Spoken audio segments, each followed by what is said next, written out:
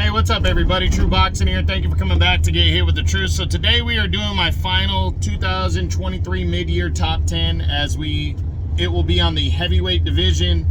And we will re-rank and take a look at how the heavyweights look at the halfway point of the year. Now, before we get into that, if you guys could smash the like button, leave a comment, subscribe to the channel. I really do appreciate any and all support that I can get as I try to build my channel up here and get it out there to everybody. If you don't like what I'm doing, you could always give me a thumbs down or leave a comment letting me know why. I take it all as constructive criticism. So whatever you guys want to say, I appreciate it all. So the heavyweights now. Boxing, as they say, boxing goes as the heavyweight division goes. Well, right now that's not true. Boxing this year so far has been carried by the lesser, the other divisions, the smaller weight classes and stuff. Excuse me one second. So the heavyweight division, there hasn't been much going on, but hopefully that changes in the second half of the year. It looks like some of the bigger names are going to start fighting. So, we got to see what goes on with that and go from there. But, I'm looking forward to seeing what happens in the heavyweight division. And, hopefully things start to get better with the heavyweights. But, we just got to wait and see. So, let's take a look at the guys that dropped out. There's only one of them, and that is former WBO champion Joseph Parker. He drops out of the top 10. It seems like it's been a long time since he's dropped out, but he drops out. He's actually 2-0 already this year. He's fought twice, shaking off that loss last October to Joe Joyce. He's trying to stay active, and he's hoping to get into a bigger fight before the end of the year is the plan. So I'm hoping Parker can get back into it. I'm a big fan of Joseph Parker, always have been.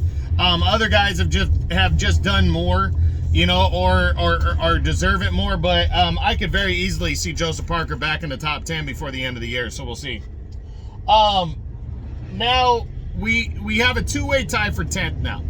First is the WBA regular champion Daniel Dubois, who I believe was actually tied for 8th or 9th, or he was in 8th or 9th coming in, and I needed to keep him in. He hasn't fought yet this year because he was waiting around to see if Fury and Usyk was going to happen. It didn't happen, and now he's got the opportunity of a lifetime. On August 26th, the biggest fight of his career, he will challenge for the unified heavyweight title against undefeated unified champ Alexander Usyk. It's a mandatory fight. His regular title's going bye-bye, win or lose, as the WBA will consolidate belts. But again, Dubois got a big opportunity. I personally think he's going to lose this fight, but I wouldn't be surprised with his power to see if he could hurt Usyk and possibly put him down. But I just think Usyk moves too well. He's too smart, and I think he's going to beat Dubois. But again, Dubois got the opportunity. We'll see what he does with it, and we'll see whatever his performance is if he can keep himself in the top 10. Tying him for 10th is former world title challenger Dillian White, who also has a huge opportunity in August. He hasn't fought yet this year, but his opportunity will be against Anthony Joshua in a rematch. He gets a chance to get some revenge for a 2016 loss to Joshua, where he got stopped in the 7th round, but he had hurt Joshua earlier in the fight. He gets a chance to avenge that loss and really put himself into the mix. He wants to get the Deontay Wilder fight that Joshua has been lobbying for and discussing with Wilder. So he's hell-bent on that. He waited out Joshua on the contract. He didn't sign the contract originally because there was a rematch clause, and if he were to win, and he didn't want that in there. So now they took that rematch clause out of the contract, and now Dillian White's going in against Joshua. Now, I do think he stands a puncher's chance. He's a live underdog in this one. I also do believe he's going to lose, though.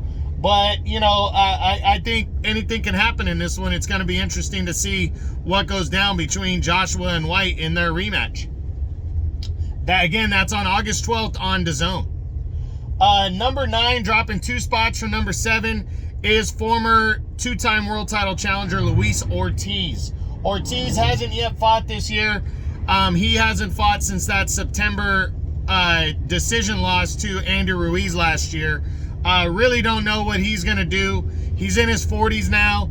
I'm hoping we hear something on his return before the end of the year, because he very easily could be dropping out of the top 10 if he doesn't stay busy and get back in the ring. I hope somebody gives him an opportunity, though. Dropping 2 spots to number 8 is former unified heavyweight champion Andy Ruiz Jr., who also hasn't fought yet this year, as he was trying to get the Deontay Wilder fight, and then that fight kind of fell to the wayside, and then he got in there. There was talks of him getting in the ring with Tyson Fury, and then he priced himself out. He asked for, I believe it was 15 or 20 million, and Fury laughed at that and said no. So now it seems like he's back in the talks with Andy Ruiz. Now, that's not official, because we know, he's back in talks with Deontay Wilder.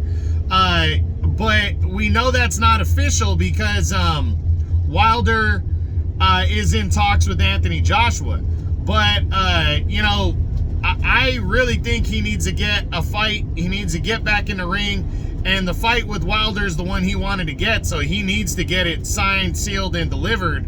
But we'll see what happens. It's kind of all up in the air right now, and I'm really not sure.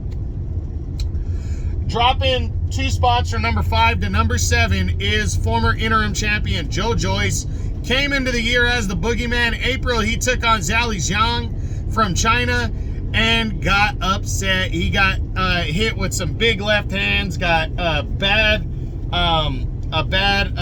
swelling over his eye, and Zhang just continued to land those sharp left hands, and finally Zhang would get the victory, a TKO in 6, and take the interim title from Joe Joyce. Joe Joyce waited a couple months to see if he wanted to do an automatic rematch, which was in the contract.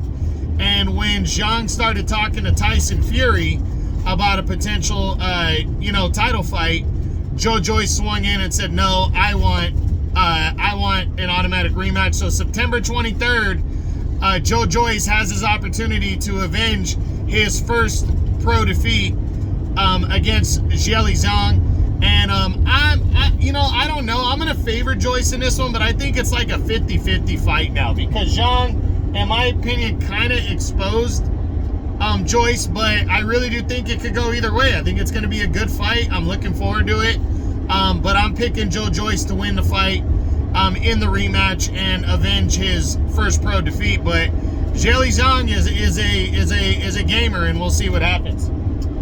Number 6 is Filip Hrgović. He bust into the top 10 basically because he defeated Zhao Zhang last year, and Joe Joyce was such a highly regarded prospect, or highly regarded heavyweight on the rise, that when Zhang upset him, Hrgovic's stock went up. He wasn't ranked coming in, and now he is. He's the IBF's #1 ranked contender. He's waiting around to see if and when he's going to get his title shot. I personally don't feel like it's going to be this year, but maybe we can see Hrgović try to become the interim champion and fight, maybe the next available contender or some kind of fight to become the interim champ to lock down a title shot at some point. Or once the title were to go vacant, potentially, he gets upgraded automatically to full champion. So I'm hoping to hear something on Hrgović as he waits around for his title shot. Number 5 is Zhao Zhang from China, the new WBO interim champion. Zhang came in, wasn't ranked, and scored that major upset over Joe Joyce, stopping him in 6 rounds as he became the interim champ. Now Zhang is, has the rematch locked down with Joe Joyce on September 23rd. If he wins that fight, I think very, very possibly he could get a Tyson Fury fight at some point, or he's next in line after a potential undisputed title fight between Fury and Alexander Usyk by the end of the year. So we'll see what happens. I'm hoping that we see Zhang, and I'm hoping it's a good fight. I'm picking Joyce, but I really wouldn't be shocked if Zhang beat him again and claimed the and kept the interim title in place. So we'll see. Number 4 is the former 3-time unified heavyweight champion of the world, Anthony Joshua. Joshua returned in April and took on Jermaine Franklin and got a convincing 12-round unanimous decision. He couldn't stop Franklin, but it was a good performance for him as he just outboxed and outworked him and got that clean 12-round unanimous decision, and now is pushing forward. And August 12th on DAZN, he's going to take on Dillian Whyte in a rematch from their 2016 showdown that ended in Joshua scoring a 7th-round TKO after getting hurt earlier in the fight. I'm looking forward to it. He's taking this fight, just to continue to shake off the rust and build that confidence ahead of a potential Deontay Wilder showdown at the end of the year. And I'm hoping that's what happens for Anthony Joshua, those opportunities. I believe he's going to stop Dillian Whyte, or he's going to get a clean decision there and push forward. But Dillian Whyte is a live underdog, and we'll see what happens. Still number 3 is Deontay Wilder, the former longtime WBC heavyweight champ. He's still the WBC's number 1 ranked contender. Hasn't fought this year. He was supposed to be fighting Andy Ruiz, then that fight kind of fizzled. Now it seems like that fight has picked up some more steam, but he's also been linked to serious talks with Anthony Joshua for a showdown at the end of the year. So we really don't know what's going to go on with Wilder as of right now. I'm hoping the fight with Ruiz pops off, because I think he needs to stay busy, and I think that's a big fight for him. But we've also been hearing that Andy Ruiz wants like a 50-50 payday with Wilder, and Wilder's just laughed at that, saying he's not the bigger name. So we'll see what happens. I'm hoping that happens, and if not, I'm hoping he gets the Joshua fight by the end of the year, because that's a big one right there. So we'll see. Still number 2 is the reigning undefeated unified heavyweight champion, Alexander Usyk. He hasn't fought this year. He was trying to get the showdown with Tyson Fury. It all fell apart, and now he's going to be making a mandatory defense August 26th against Daniel Dubois as he tries to consolidate the WBA title down to 1 champion for that WBA belt. Usyk's currently the super champ. Dubois is the regular champ. And he's putting his other 2 titles on the line as well. I think he's going to beat Dubois, but I do think it's going to be a competitive bout for as long as it lasts. I just think he's too smart and too elusive for Dubois, but it really is, Dubois is definitely a live underdog, packs a big punch, so we'll see how that fight shakes out. But I've also been hearing that he's signed on for his part of the deal for a showdown with Tyson Fury, and that potentially could happen for the end of the year, before the end of the year. So we'll see what goes down, but I'm really looking forward to seeing if Usyk and Fury can finally get a fight done for the undisputed heavyweight title. I'm hoping they do. Usyk's got to come out of the Dubois fight, though, with flying colors and not being all banged up and injured if he wants to return again within 4 months and fight for the end of the year. But again, we got to wait and see what happens. So hopefully, though, again, that fight takes place.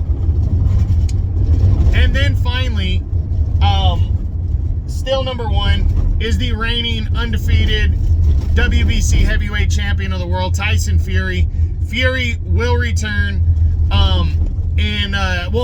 he says something big is coming down the turnpike, but we don't know, and I don't believe it's going to be against a top 10 contender. Right now, the hot talk is that he's going to have an exhibition bout with former UFC heavyweight champion Francis Ngannou.